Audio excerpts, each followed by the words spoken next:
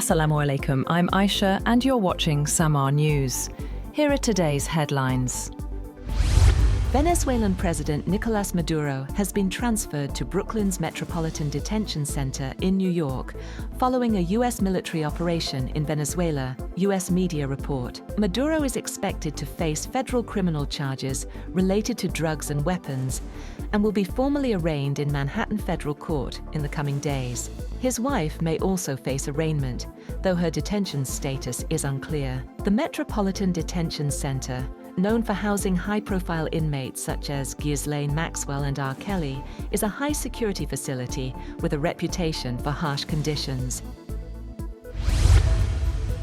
At least 40 people, including civilians and military personnel, were killed in recent U.S. strikes on Venezuela, the New York Times reports. The strikes followed a U.S. military operation that captured President Nicolás Maduro. One airstrike hit a 3-story residential building in Samaa, near Caracas's main airport, destroying homes and displacing families. Among the dead was 80-year-old Rosa Gonzalez and members of her family. Survivors described widespread loss and despair. The operation, involving air, land, and sea forces, escalates tensions between Washington and Caracas.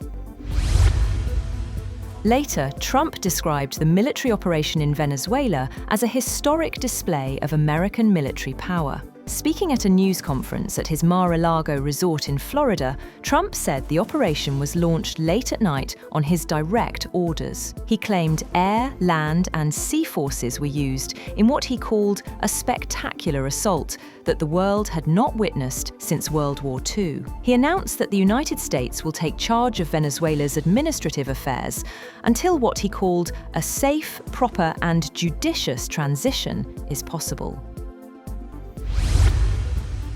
The UN Security Council will convene on Monday following a U.S. military operation in Venezuela that captured President Nicolás Maduro. UN Secretary-General Antonio Guterres called the action a dangerous precedent for international diplomacy. Colombia, backed by Russia and China, requested the meeting to discuss the legality of the operation and its impact on global peace and security. Guterres' spokesperson, Stefan Dujarric, said the strike breaches international law and the UN Charter.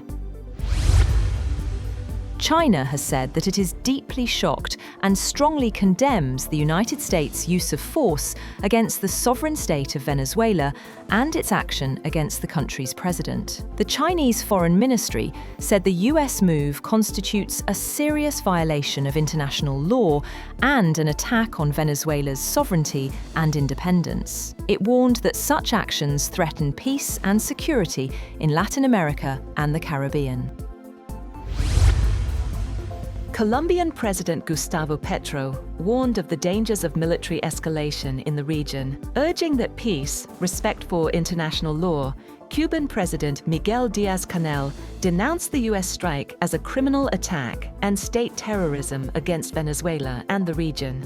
Iran's foreign ministry also condemned the operation, describing it as a flagrant violation of Venezuela's sovereignty and territorial integrity.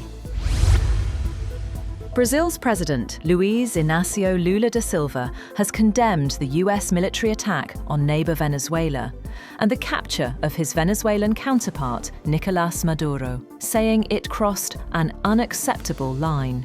In a post on X, he said, "These acts represent a grave affront to Venezuela's sovereignty and yet another extremely dangerous precedent for the entire international community." Lula also called for a vigorous response from the United Nations. North Korea launched ballistic missiles on Sunday, coinciding with South Korean President Lee Jae-myung's visit to China and shortly after the U.S. military operation in Venezuela. The strikes mark Pyongyang's first tests in 2 months, raising tensions across East Asia. At least 2 missiles flew 900 to 950 kilometers into the East Sea. Officials said the tests signal North Korea's nuclear deterrence, warning both China and the U.S. That's all for now. For more updates, visit www.samaa.tv. Thank you for watching Samaa News.